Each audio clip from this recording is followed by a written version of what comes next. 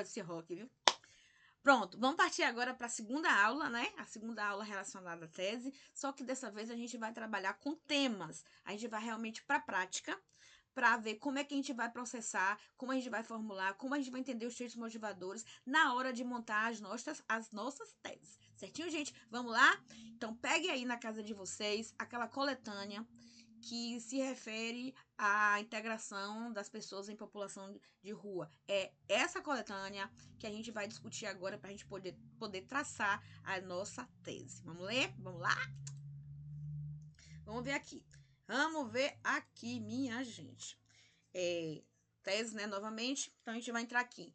A necessária integração de pessoas em situação de rua à sociedade para a garantia da cidadania, certo? Então, a primeira coisa que a gente faz para a gente poder entender o tema é tirar desse tema todo aí grandinho, né? Qual seria a palavra-chave? Então, a palavra-chave seria pessoas. Em situação de rua. Seria a palavra-chave. Essa é a palavra-chave. Os comandos, ou, no caso, o eixo, né, secundário, o eixo primário seria pessoa em situação de rua. A gente teria aqui o primeiro, ó, necessária, 1. Integração, 2. Sociedade, 3. Para a garantia da cidadania, vamos colocar 3, né? Não, 4, aliás, 4. A gente vai separar um e o outro. Então, vou colocar aqui pessoas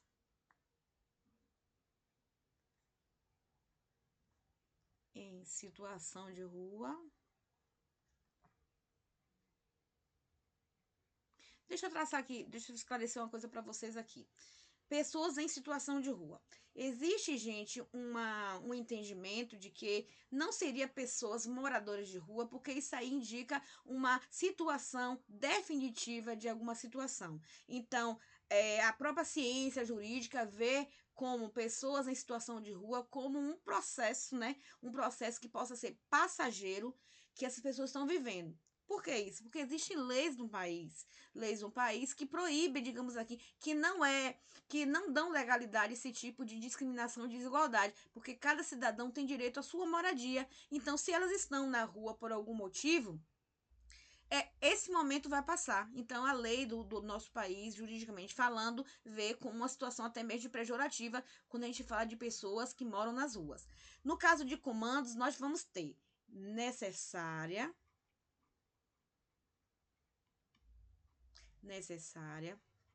integração. Temos também sociedade, garantia da cidadania.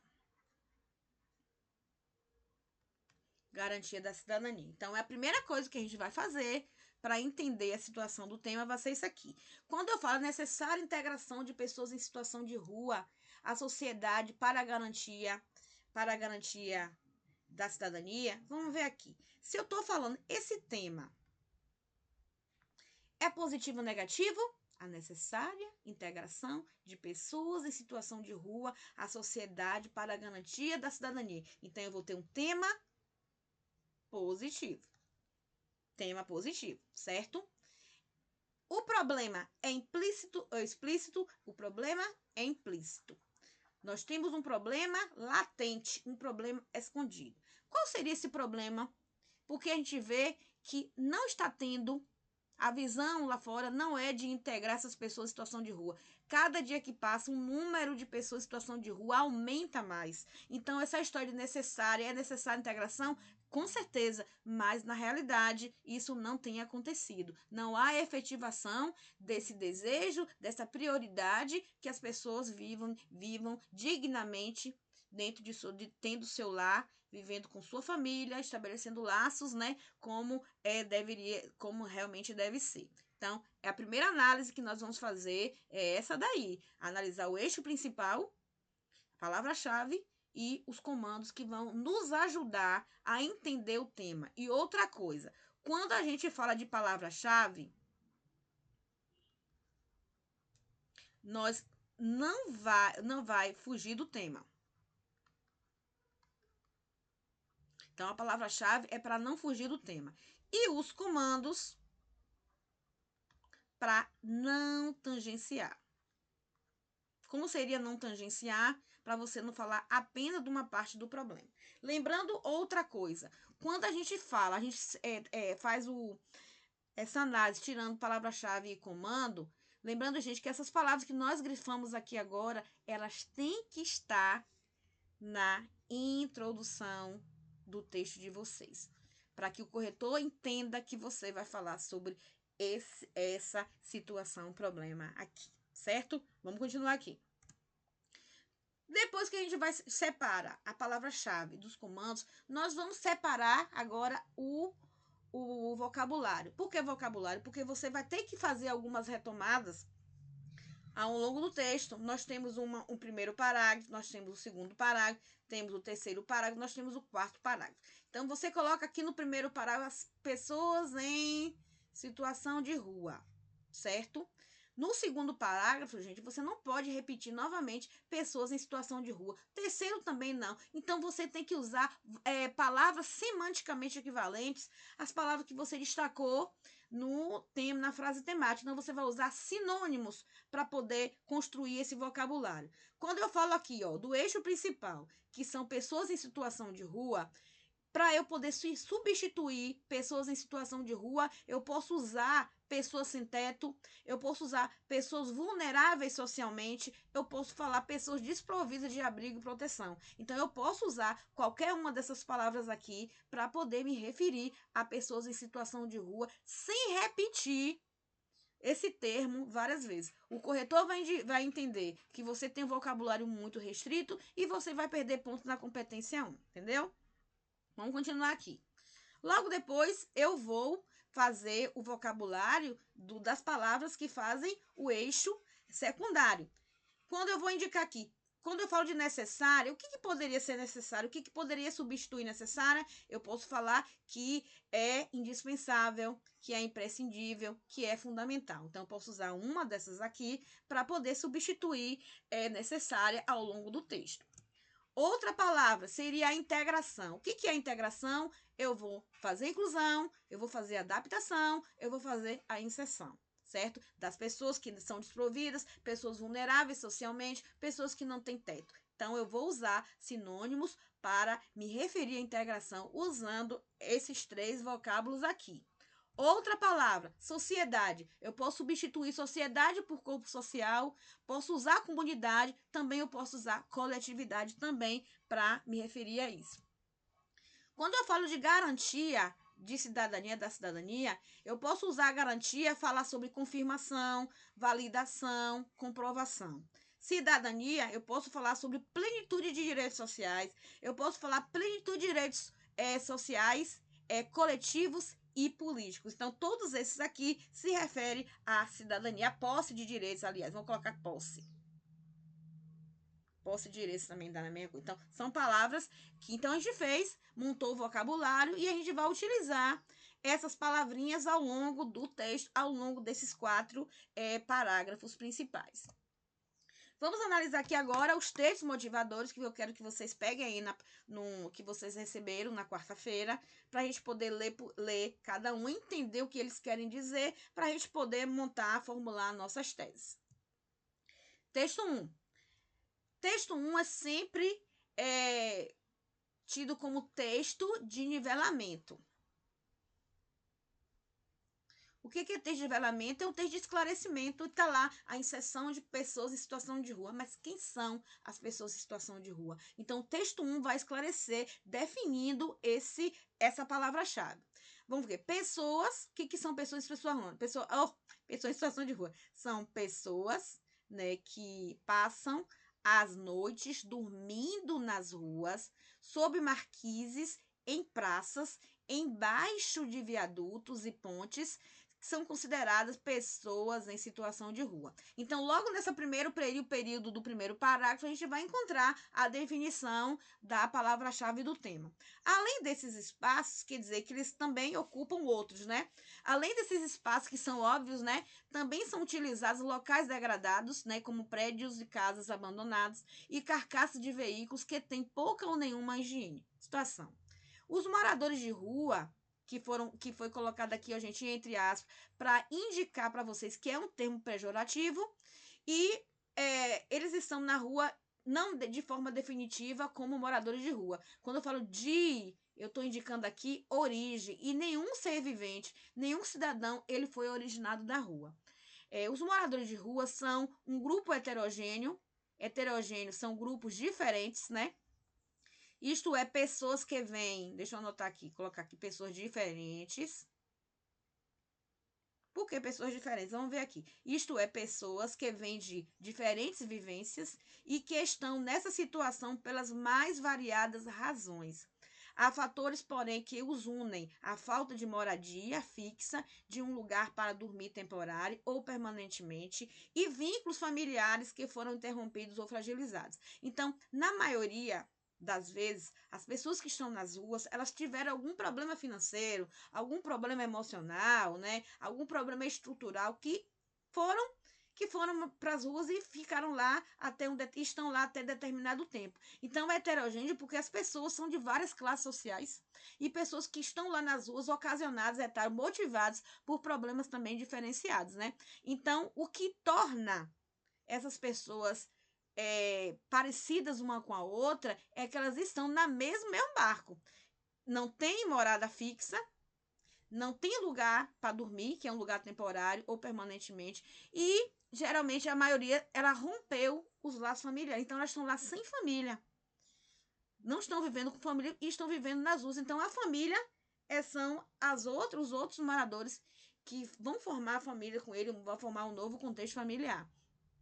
Então, as características acima foram conceituadas em 2005 pelo Ministério do Desenvolvimento Social como os fatores intrínsecos à condição de rua e constam na Política Nacional para a População em Situação de Rua, decreto número 7.053 de 2009.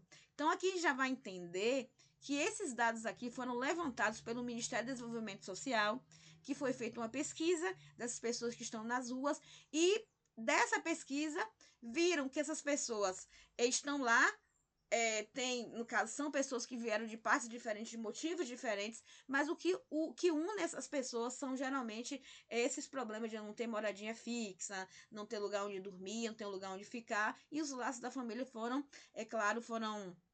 rompidos, né? E esses dados foram obtidos através desse ministério aqui, responsável por cuidar dessas pessoas, né, de vulnerabilidade social. E também a gente percebe que existe uma lei aqui que se chama de Política Nacional para a População em Situação de Rua, que ela foi sancionada em 2009, que é ela voltada para essa galera que vive nas ruas. Então, existem políticas públicas destinadas para o auxílio e para a ajuda dessas pessoas. Então, aqui é um texto de nivelamento para a gente entender qual é a origem o que são as pessoas em situação de rua e o que levaram, quais são os motivos que levaram essas pessoas a morarem nas ruas, né? Vamos ver agora o texto 2. O texto 2 eu tenho aqui vamos colocar aqui um gráfico, né, que diz o dia a dia do morador de rua, acesso à alimentação e serviço, 79,6 conseguem fazer ao menos uma refeição por dia, né, 79, então é um número razoável, 27, compram a comida com o próprio dinheiro, quer dizer que eles estão nas ruas, eles trabalham, né, então eles conseguem, através desse gráfico aqui, ou desse número, essa porcentagem, eles trabalham e eles estão comprando a alimentação através desse dinheiro. O local onde dormem, 69,9% dormem na rua, 8,3% alternam entre rua e albergue, 22,1% dormem em albergues ou em outras instituições. Aqui, gente, para você, o número de quem dorme na rua é muito grande. E esses daqui consegue ter um teto, dormindo um albergue, outras vezes na rua, e outras instituições, né, de apoio a esse grupo. 46,5% preferem dormir na rua. Então, esses daqui, eles preferem. Não é porque são obrigados, porque não tem. Eles preferem dormir na rua. Loucura. 20% preferem dormir na rua pela liberdade proporcionada. Ó, que doidice, desgramada. 20% preferem dormir porque a rua dá essa liberdade, né? O local usado para tomar banho. 31,4% tomam banho nos albergues, né? 32,6% na rua, 14,2% banheiros públicos e 5,2% casa de parentes ou amigos. Então, aqui percebe que eles não romperam totalmente o laço familiar, não. Então, 5% vai dormir na rua, vive na rua, mas toma banho na casa de parentes. O local usado para necessidades fisiológicas, né? 25,2% albergues e abrigos, 32% fazem tudo na rua, faz as bagaceiras na rua, 2,7% vão para casa de familiares, né, fazer suas necessidades, né? 21,3% usam banheiro público e 9,4% são estabelecimentos comerciais, né? Restaurante, bares e tal. Ou entra no banheiro, que o banheiro é para o público, vai lá e usa o banheiro e volta novamente para a rua. Então, esse aqui é o dia a dia da pessoa que mora nas ruas. O texto 3, vamos ver o texto 3, que o texto 3 quer nos indicar. Perda de emprego e moradia e a queda de renda na pandemia levaram muitas pessoas a aumentar o contingente de população de rua na cidade do Rio de Janeiro. De acordo com a Secretaria Municipal de Assistência Social, o censo da população em situação de rua no ano 2020, que teve o levantamento dos dados no período de 26 a 29 de outubro de 2020, identificou 7.262 pessoas em situação de rua na cidade. Entre elas, 75,2%, 5.469 estavam nas ruas e 24%, 0,8%, que quer dizer 1.803, em unidades de acolhimento e comunidades terapêuticas. Segundo a secretaria, o censo mostrou que na população dessa condição, 752 pessoas responderam ter ido para as ruas depois do início da pandemia provocada pela Covid-19, aproximadamente 20% do total de pessoas essenciadas. Para a pasta, isso significa que a pandemia levou um aumento do número de pessoas das ruas do Rio. O censo é realizado de 2 em 2 anos. Então, nesse texto aqui, a gente vai ver as causas, né?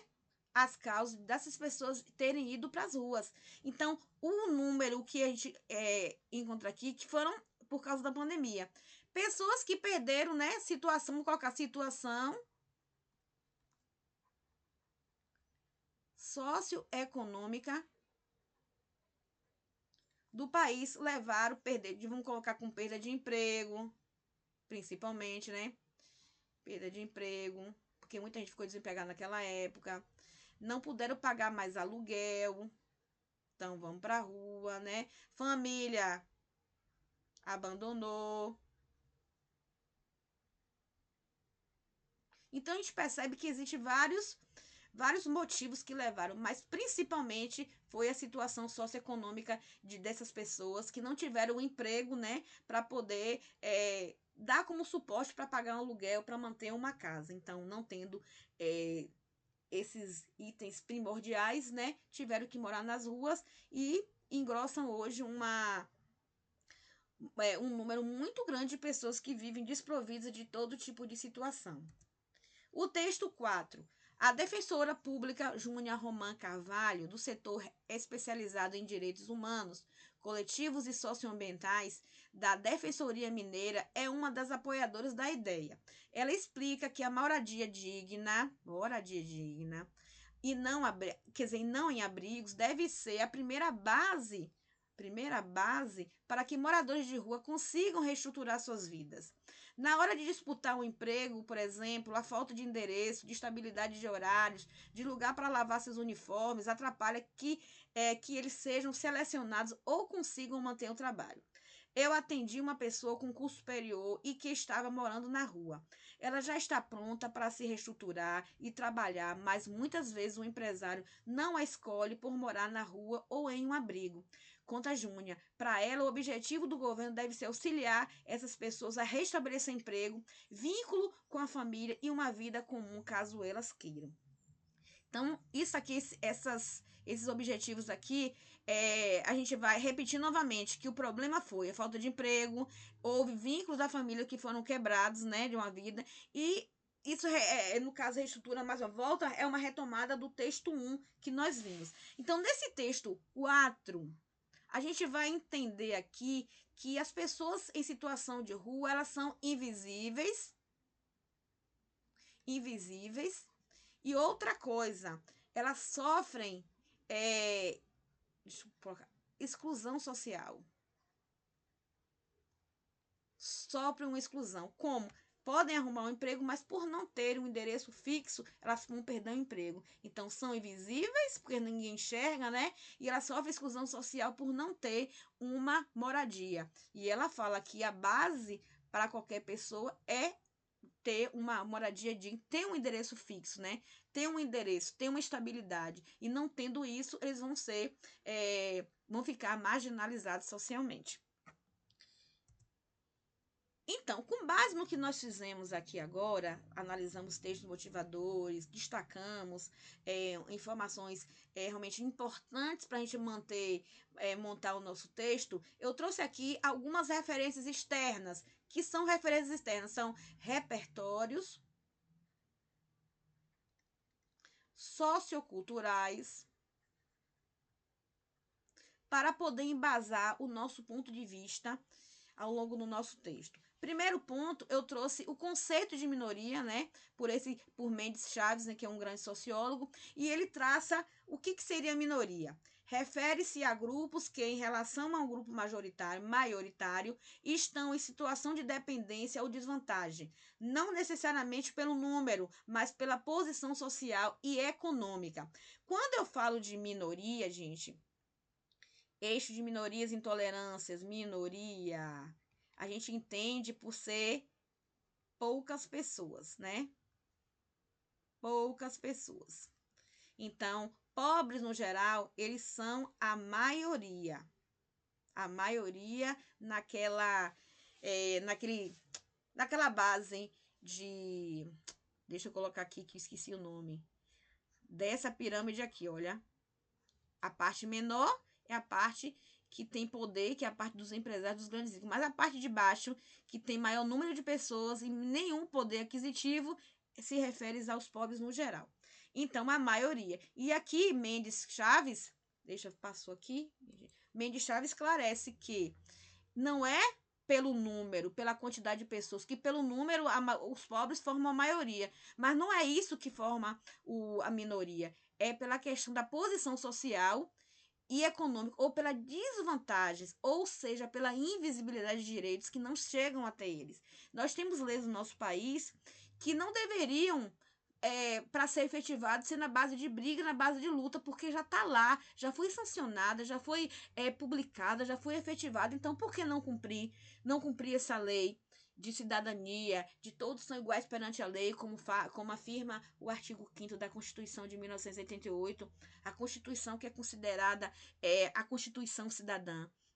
Então, Mendes Chaves faz assim a referência, esclarece o que é minoria. Não é em número, mas em posição social e econômica, eles estão em desvantagem porque direitos não chegam até eles. Então, aqui a gente pode muito bem começar a redação falando da definição de minorias. E as pessoas em situação de rua, elas formam a minoria porque estão nas ruas, estão passando por dificuldades de todas as formas e elas não têm não tem a garantia, não tem um endereço fixo, né? Outro repertório sociocultural, esse aqui é na área de sociologia. A gente vai falar de Thomas Marshall, quando ele fala sobre o que é a cidadania de fato, e a cidadania é um status de igualdade concedido a todos os membros de uma comunidade que impliquem direitos e deveres, né? Então, cidadania é você ter direitos, mas também você tem que saber ter consciência dos seus deveres. Ele identifica 3 tipos de direitos que compõem a cidadania. São os direitos civis, né, que é a liberdade individual e igualdade perante a lei. Deixa eu colocar aqui uma coisinha para a gente poder lembrar. Quando a gente fala de direitos civis, esse direito civis está presente no artigo 5º, que são os direitos individuais, né? A isonomia da igualdade, quando fala que todos são iguais perante a lei. Nesse mesmo artigo, ainda vai ampliar que você tem direito à vida, direito à igualdade, direito à privacidade, direito à liberdade, e isso aí são direitos individuais. Quando eu falo do artigo, vamos colocar direitos individuais, aqui no artigo 5º. Direitos individuais. O artigo 6º são os direitos coletivos, que são disponibilizados para uma população. Então, quais são os direitos coletivos? Os direitos coletivos é o direito à educação, o direito à saúde, direito à segurança pública, entendeu, gente? Então, direitos que abarca grande parte das pessoas. E a gente tem também o artigo 14º, que são os direitos políticos. Então, Thomas Macho, ele fala, se você tiver, no caso, não tiver um desses direitos na prática, você não vai ser considerado cidadão, certo? Então, ele identifica 3 tipos de direitos que compõem a cidadania: direitos civis, liberdade individual, igualdade perante a lei. Os direitos políticos é o direito de voto, participação política, e direitos sociais, direito à educação, saúde, segurança pública e etc. Então, esses direitos que vai fazer com que você seja realmente um cidadão de verdade. Além disso, é bom a gente frisar que existe a cidadania, só para a gente entender como esse assunto é amplo. A cidadania formal e a cidadania formal e a substantiva. O que quer dizer cada um desses? Quando eu falo de cidadania formal, isso está indicando o lugar, origem, o lugar que você nasceu. Se você nasceu no Brasil, você vai ser um cidadão brasileiro. Se você nasceu na Inglaterra, um cidadão inglês. Cidadão na Alemanha, cidadão alemão. Isso se refere aonde você nasceu, o local, a localidade, geograficamente falando. Então, você vai ter, receber o nome de cidadão de acordo com o lugar onde você nasceu. Mas quando eu falo de cidadania substantiva, eu já estou falando de uma cidadania que pode ser usurpada de você, que é a cidadania que envolve os direitos coletivos, os direitos políticos, que indica o seguinte: quando você é cidadão brasileiro, você nasceu nesse país, mas você não tem uma cidadania como as pessoas que fazem parte da população em situação de rua. Quando você precisa de um atendimento médico e você precisa esperar meses para fazer esse exame. Quando você está na educação e seu filho não dispõe de tudo que se refere dentro da educação, uma educação de qualidade. Ou você mora em uma cidade grande, mas você tem que viver enclausurado por conta da violência. Então, essa cidadania substantiva refere-se ao pleno direitos que você tem, que está englobado claro, na forma de cidadania, é claro que intitulado pelo Thomas Marshall, esse sociólogo inglês, né? Continuando. Também temos uma legislação, né, que é a Política Nacional, a Política Nacional de População em Situação de Rua, que foi feita para essa população, que é PNPSR, que informa todas as políticas públicas destinadas a essa população como forma de ajudar, de dar proteção, de dar dignidade a essas pessoas, está prevista dentro dessa política nacional, que foi sancionada no ano de 2009, né? Então, ela forma um conjunto de ações e políticas públicas que visa garantir o acesso a direitos e a inclusão social da população que vive nas ruas, a reinserção. A PNPSR, instituída pelo decreto número 7.053 do ano 2009, busca assegurar o acesso a políticas públicas de saúde, educação, previdência, assistência social, moradia, segurança, cultura, esporte, lazer, trabalho e renda. Agora eu faço uma pergunta para vocês. Desde quando pessoas que moram nas ruas têm acesso a saúde, educação, previdência, assistência social, moradia, segurança, cultura, esporte, lazer, trabalho e renda. Não tem. Principalmente isso aqui, ó, segurança. Muitas pessoas que dormem nas ruas, elas morrem assassinadas, né? Pela falta até mesmo de estrutura do local, né? Não tem segurança nenhuma. E essa legislação, essa lei aqui, que foi sancionada em 2009, ela visa garantir todos esses direitos a essa população em situação de rua. Outra coisa, é um documentário que foi feito por estudantes de direito, né? Esses estudantes foram até as ruas e entrevistaram pessoas que moram nas ruas, tanto em São Paulo como no Rio de Janeiro. O nome desse documentário é chamado de Eu Existo, mostrando o quanto eles são invisíveis. Quanto eles são invisíveis e o poder público não enxerga essas pessoas. O documentário Eu Existo, produzido pelo Centro Acadêmico, 11 de agosto, sobre a questão de direitos humanos no centro de São Paulo. O curta documentário Eu Existo se propõe a tirar os moradores de rua da invisibilidade a qual estão condenados, colocando-os como agentes políticos capazes de expor os próprios problemas e de sugerir mudanças. Por meio de reveladores depoimentos e um toque de arte, Eu Existo traz a denúncia de gravíssimas violações de direitos humanos, estimulando um novo olhar na sociedade em relação à situação de rua e quebrando mitos e tabus. Esse é um documentário, gente, maravilhoso que vocês devem dar uma assistidinha. Se não me engano, está disponível no YouTube, né?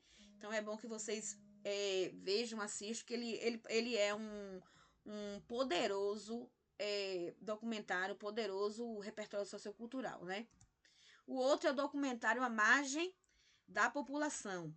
É um documentário sobre as rotinas da sobrevivência, o estilo de vida e a cultura dos moradores da rua de São Paulo, abordando temas como exclusão social, desemprego, alcoolismo, loucura, religiosidade e, como sugere o próprio título, o roubo da imagem dessas comunidades, promovendo assim uma discussão ética dos processos de estetização da miséria. Então, a gente vê muito político que vão ajudar essas pessoas e querem tirar fotos para poder se mostrar ajudando o povo, até mesmo constrangendo demais pessoas que estão lá em situação de miséria, situação de exclusão social, e elas são feitas de modelos para poder trazer benefícios a um político. Então, esse documentário Margem da Imagem é muito massa também e é muito bom que vocês assistam, porque ele também a gente pode trabalhar também a questão da pobreza no geral, né? Então façam essa busca e tentem se achar nesse documentário aqui. Então agora vamos formular as teses com base naquilo que a gente leu. Se eu falo a necessidade da população, vamos estar a necessária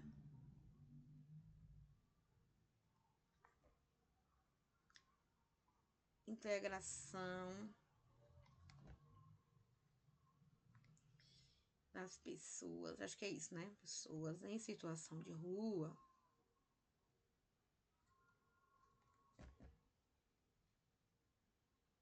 Em situação de rua.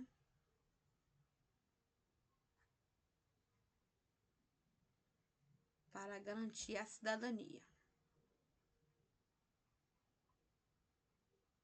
Para garantir a cidadania. Então, nós vimos aqui que aqui é um tema positivo, porque está falando sobre a inclusão dessas pessoas em situação de rua, e é um tema implícito, problema implícito. Quer dizer que existe um problema aqui que está escondidinho. Então, qual seria esse problema que está implícito? Seria a falta de integração. A falta de integração dessas pessoas. Então, esse tema deixa de ser positivo para poder ser negativo. E se ele é um tema negativo, porque existe um problema escondido aí, a gente vai optar por uma tese de responsabilização e uma tese de problematização, certo?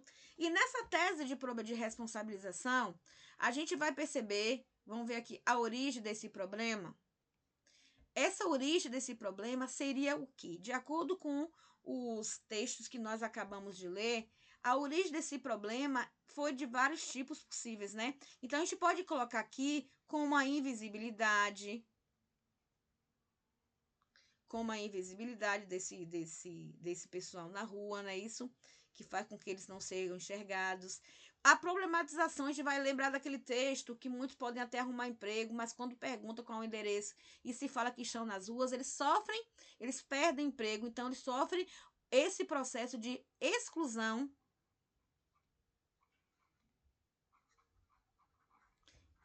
social. Exclusão social, pronto. Se é um tema positivo, eu vou abordar um contraste. Né? Isso eu poderia também usar como estratégia aquele conceito de Mendes Chaves, aí vai depender de vocês. Eu posso usar também, embora a política nacional de políticas foi para os está na coletânea, não é bom usar, mas eu acho que aqui é bom de usar a Constituição mesmo. Tem a Constituição, artigo 6º. Artigo 6º que fala sobre a moradia. Aí você vai fazer a oposição em relação à realidade dessas pessoas que vivem nas ruas, né? Então, responsabilização. Eu já falei que pode ser a invisibilidade. Aí vocês vão dizer, isso aqui é apenas uma sugestão.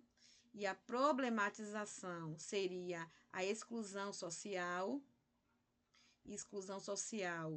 ou aumento da exclusão social, né? Tanto faz. E a gente pode fechar aqui com antecipação.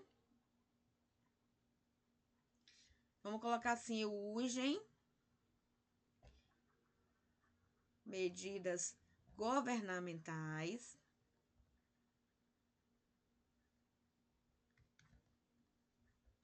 para sanar este impasse. Então, gente, o que é um tema massa. Eu gosto muito desse tema, né? Esse tema da integração das pessoas em situação de rua. Então, mais ou menos isso que vocês terão que fazer.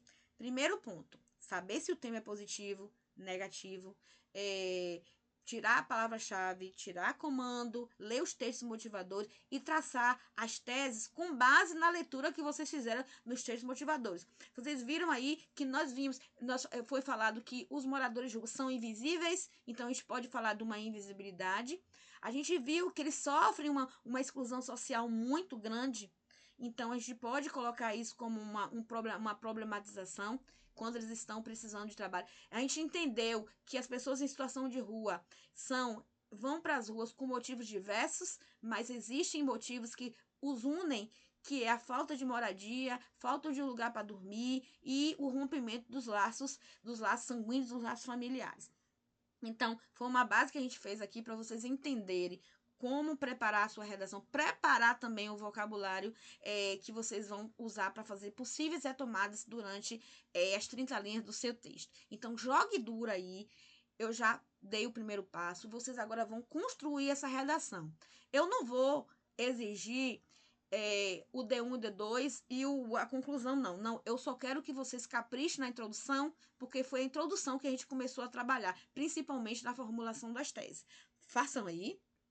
Envie lá para a plataforma para eu dar uma corrigidinha, certo? Qualquer dúvida, meu povo, só é me chamar, que eu vou estar sempre à disposição. E é isso, né? Estamos aqui na luta do 1000 e eu quero que vocês leiam, né? Leiam esses repertórios, busquem, procurem saber mais sobre cada um deles, né? E no caso, citem outros, né? Se vocês quiserem citar outros, tá aí como vocês quiserem, tá bom? Então, beijo, meu povo, e até a próxima aula.